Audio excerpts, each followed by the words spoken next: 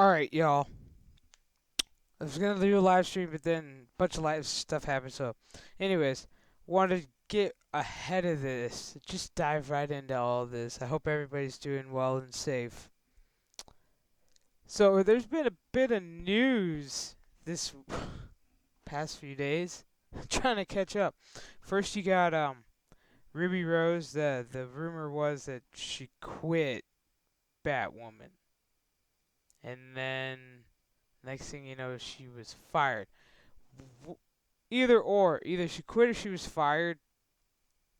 There's a lot of reasons why she should back up because I think she suffered like two really bad injuries, and then somebody on the set was paralyzed from it. So I don't blame her. I don't blame her for stepping down. Now here's the thing. There's like rumor has it they want to recast Batwoman, of course, but they want to keep it in the LGBT. So they're pretty much alienating any actor or actress, I should say, that should be up for the role. So that's fucking crazy. But as of right now, the Batcave is vacant. I'm happy because Batwoman needed to go. It needed to go. It was really bad. I can't even remember what episode I bounced out at, and that was it. I was done. I couldn't watch it anymore. And then in other news, in Star Trek news, I saw an article this morning. It's pretty much saying that in a recent interview with Patrick Stewart that he may not be coming back for season 2 of Picard.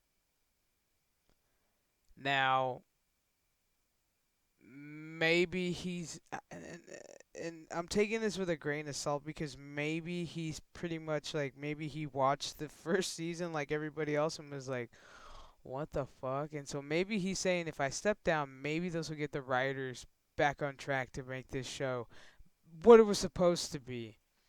Um, I don't know, but that's on the rumor mills, so take that as a grain of salt. It's fucking crazy, but whatever. If he comes back, comes back. If it doesn't, it doesn't. It's one of those I really don't care. And then you got the whole new Strange New Worlds Star Trek starting, which I will not. I can't say I will not watch it. I probably watch the first episode just so I can watch it and probably review it, and we'll see. We'll go from there. But in other news and shit that I would like to talk about, sports. So with states opening up, some of them are opening up quicker than others. Like Florida's opening up pretty fucking quick. Arizona, the state I'm in, is opened up pretty fucking quick. Just to get this shit going. We've already said, the MLB can play in Arizona, Florida. I think Texas said that as well. And and here's the thing. MLB players have come out already saying that some of them said they would play. Some of them said they would not. But the ones that said they would play wanted something in their contract saying, if anything, if I contract this, blah blah blah blah blah, you know, I I get money or whatever. Um, they want to do no fans in the stands, but that has changed to where they might do like God, I can't remember the number. It was a pretty good, decent number. It's pretty much like maybe half of the stadium full, which is doable. In college football, they're thinking the same thing. They're trying to maybe put maybe 30 to 40,000 fans in the stands and see how they do that. Now, I don't really know how they're going to manage that for a college football game because you have to also include the student sections. That's also a plus. And that's also that's one thing you have to factor in, but I don't think they haven't factored that in yet, but they'll probably cross that bridge when they get to it. Now, NFL games, this is where it's getting kind of weird. Now, as of the 19th, some facilities in certain states are able to open up, which is great, which means teams are able to go back. Now, in Tampa Bay, Tom Brady has already decided he's doing practices out of a prep school, which is fine because he's getting everything. He's trying to get everybody ready. Now, the states that are still on lockdown, that's kind of difficult because they're still trying to get the rookies that were just drafted into the states that they were just drafted in. And it's kind of a bitch with everything going on. Now, their thing is right now is maybe potentially having a season with no fans in the stands and pumping the stadium full of crowd noise. I have no problem with that because it would just kind of be like for me watching a thing of Madden, like a game of Madden.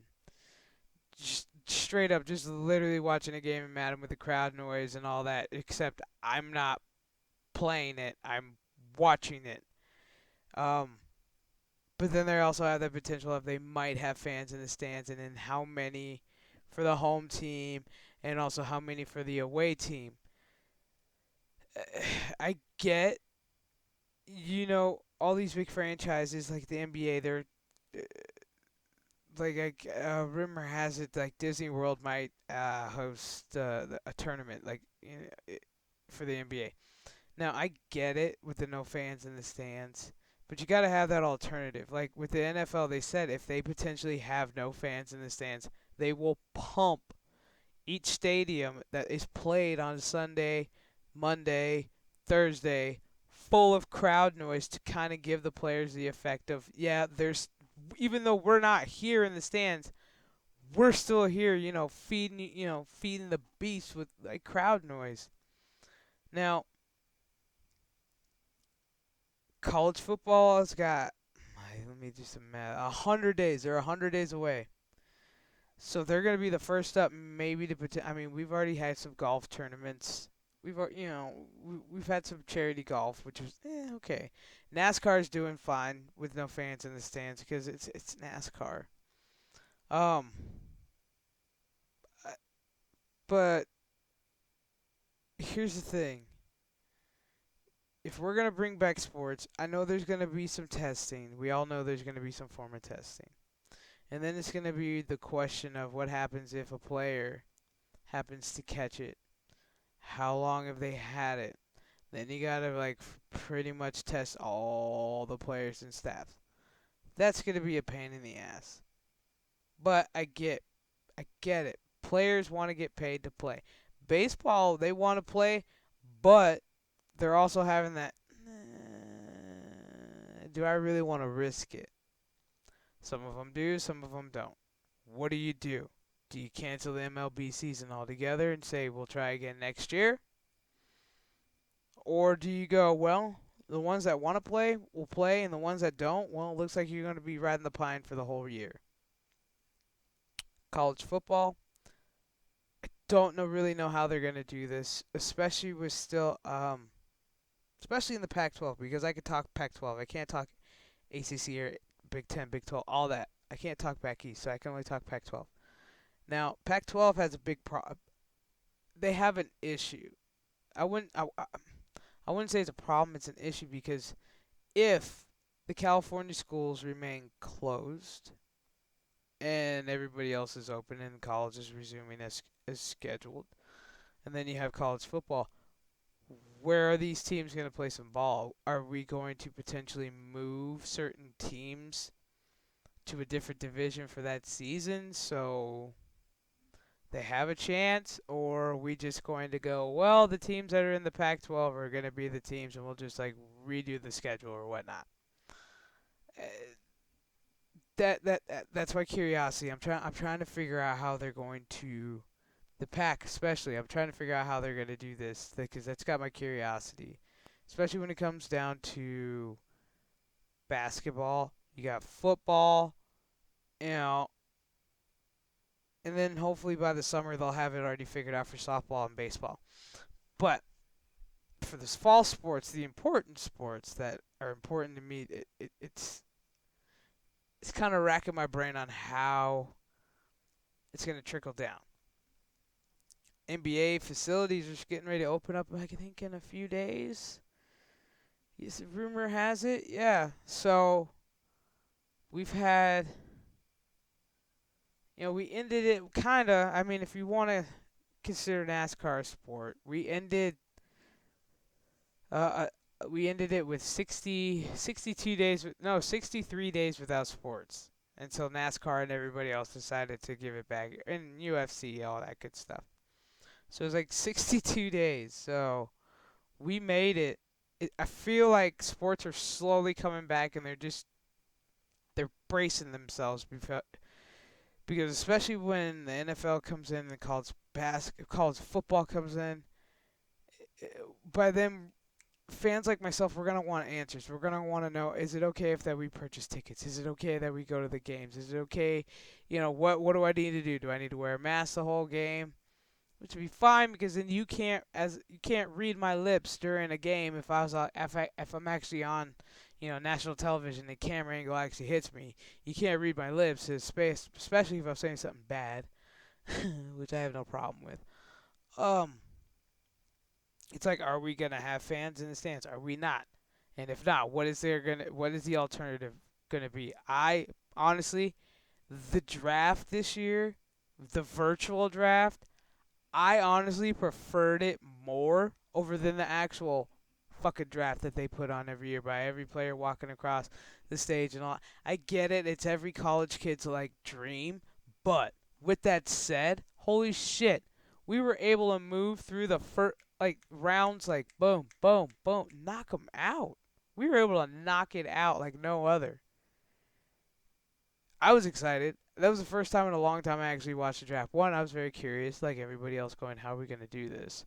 And then two, once you saw everything rolling, I'm like, wow. Maybe, just maybe, they need to maybe think about doing this again. Because it's just amazing. Now, switching gears, like back to the whole, Star Trek Picard bit. Like, I understand, CBS, they've got contracts, they've got shows, all this shit. Now, if this is a rumor and it's just, it's kind of swirling around that your lead does not want to be in this show, that's kind of telling you something. So hopefully during the quarantine, the fucking writers actually took a step back and actually rewatched this and go, dude, we missed the fucking mark. Like, they missed the mark so bad. So bad. Like, one, you're going to bring up the synthetics. If you were going to bring up the synthetics, you should have had Data's brother. You should have had the lore factor. That right there, I would have ate up with a fucking spoon. I would have tore it up. I would have been like, oh man, lore's still around. Fucking with synthetics, making them bad. That would have been something. No, it's kind of like they did the whole Star Wars reference, Order 66, where they actually said it, and then all the synthetics went fucking batshit crazy, started killing people. That's how I felt this whole thing was. I was like, okay, so we're mixing Star Trek and Star Wars together. Hopefully, no fan would get it. I got it. Ha ha ha. I got your two Star Wars references, especially when you got homeboy Narek and Sochi standing there, and Narek's in jail, and Sochi's outside the window, and he's like, "I love you," and she's like, "I know." It's like, no, just put a phaser in my temple and pull the fucking trigger, 'cause it's over. But if, but like I said, if I was the writer of the show, if I was even the creator, one of the creators or executive producers, and I just happen to like read an article going, "Oh shit, Sir Patrick Stewart's thinking about not coming back for season 2." I would probably take a step back and go, "Okay, let me see where we fucked up," and like literally rewatch the entire first series, the first season, and then go, "Okay, we fucking missed the mark. We fucking missed the mark hard, like super fucking hard." Like, it was one of those crash and burn fucking moments. It's just it was bad. It was horrible. And as a Trek fan, I was personally disappointed. I was disappointed like no fucking other. It was just, oh my god, it made me sick to my stomach. So maybe that's why Sir Patrick, rumor has it, he might be hanging it up, maybe going, maybe I fucked up by saying I'm coming back and we're bringing back Picard because nobody wanted to see him die. Nobody wanted to see him come back as a synthetic. I didn't want to see him come back. Now it's like we have to deal with a guy who, yeah, is still going to fucking die as a synthetic. It's not like they made him like Data-esque and made him fucking immortal. No, they're like, no, you're still gonna die. We just gave you the time that you would have had with your fucking illness. So that's the time we're giving you, and then you're gonna fucking die. Like, what the fuck? Makes no sense. No fucking sense. So, if they can do season 2, hopefully they bounce the fuck back because I'm gonna watch season 2 of Picard, dude, and I'm gonna do what I do best. I'm gonna rip the shit out of it if it's shit. If they bounce back, I will literally go on my channel. I will literally be on my channel going, okay, they've changed my mind. They've reshaped it up a little bit. I like where they're going. No. If they don't, it's going to be the same fucking rants every fucking week that I was putting on for the whole first season. Like, ugh. It can't. It can't be. But then, also to revert back to my first opening with Ruby Rose.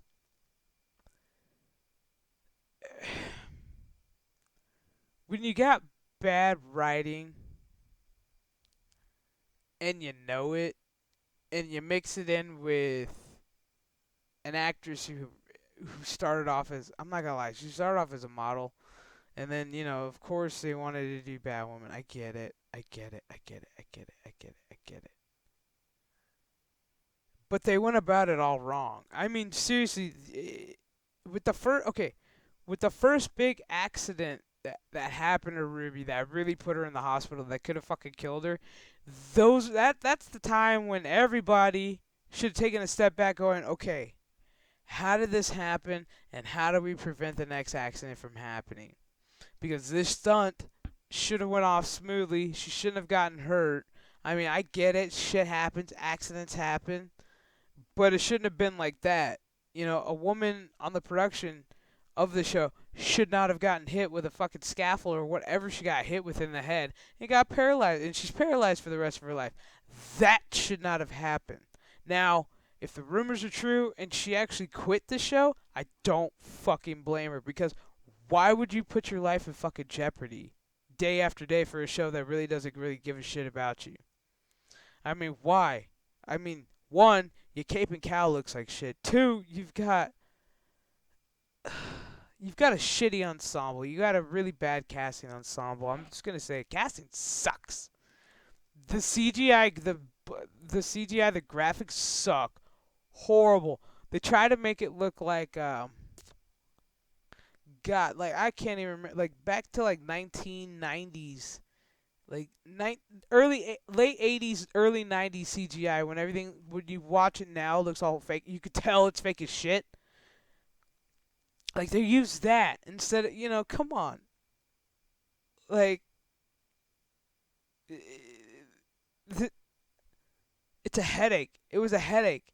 It was to the point where I would forget that Batwoman was on until I got a reminder going, "Oh, Batwoman's on." It's like, what's the fucking point? What is the fucking point of watching this show? Me, I love Batman. I love Batman. I love Batgirl. She was awesome. Batwoman in the comics, amazing. Batwoman on TV, utter shit. Now, they're going to move on with season 2 and they're going to recast somebody, in the alphabet. Which it just blows my fucking mind that the CW would do this. But whatever. I'm not part of it. But they're gonna recast Batwoman, so we're gonna have a brand new fucking season with a brand new Kate Kane or whoever the fuck her name is. And try to tie in all the shit that happened season 1 and go, here's your new Batwoman, enjoy, motherfuckers. It ain't gonna happen. It's gonna be shit. And you know what? I might actually like finish the first fucking season just so I can watch this second season, just so I can fucking review it again. Because this first season was utter shit. This second season, this it's gonna be even fucking worse. And you know what? I want to watch it. I'm gonna probably watch it so I can really really fucking go. You know what? CW all fucked up because this is bad. What's gonna happen with this new one? With this new Batwoman coming in? Are they gonna fuck her up too with injuries to the point where she quits, going, you know, fuck this, I'm out. You know what I mean? Like fuck this shit, I'm out. You know, like, you know, and then, you know, in other big news, the Snyder Cut. The fucking Snyder Cut is being released on HBO Max next year. My God, I feel good, but I'm also nervous because one, it could be the movie that we all should have gotten, or it could be the movie that I wish they never fucking released. I'm excited, but I'm also really, really nervous because Justice League was okay. Batman versus Superman, oh my god. But this one, I'm curious to see how they're gonna do it. I'm very anxious to see the Snyder Cut. I want to see how they do it, so I could just finally say I saw the Snyder Cut and this is my thoughts. You know, as a Batman fan, I want to see it do justice. I need some justice because right now the only movie that's giving me DC like justice right now is the Joker movie with Joaquin Phoenix. That movie did DC justice. It gave it the attaboy. Like there you go. This is how you do a badass fucking movie. Um so when the Snyder Cut is released, I will be doing my review on the Snyder Cut. I'm very excited. Very, very, very excited about that. So, I am going to get off of here. So, like, share, subscribe. Let's get my sub count up. Let's get the watch hours up. Let's get me monetized by the end of the year. That'd be awesome. That'd be awesome. Alright, till the next live stream or next video, I am out.